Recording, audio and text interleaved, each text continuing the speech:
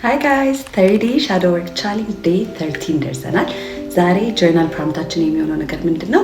ከሌሎች ሰዎች የምንጠብቀው ግን ለራሳችን ማድረግ ያቃተን ነገር ምንድነው የሚለውን ነገር ይሆናል።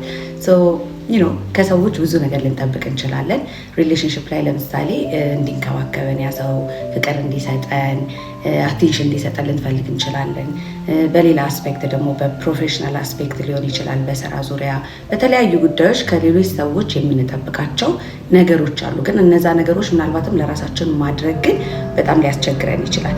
ስለዚህ ምንድነው እናንተ የምትጠብቁት? ሰዎች ፍቅር እንዲሰጧችሁ፣ ድጋፍ እንዲሰጧችሁ፣ ቺር እንዲያደርጉላችሁ፣ አይዟችሁ እንዲሏችሁ፣ እንዲያበረቷችሁ የምትፈልጉ ከሆነ እነዛን ነገሮች መመርመር ለምን ያግዘናል? ውስጣችን የጎደለ ብለን የምናስበው ነገር ምን እንደሆነ እንድናቅ ይረዳናል ማለት ነው።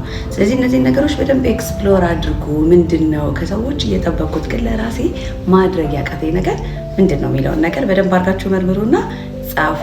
በተረፈ ኤኒ ኩዌስችንስ ዩ ሃቭ ኮመንት ሴክሽን ላይ አሳውቁኝ። ወዳችኋለሁ። መልካም ቀን። ባይ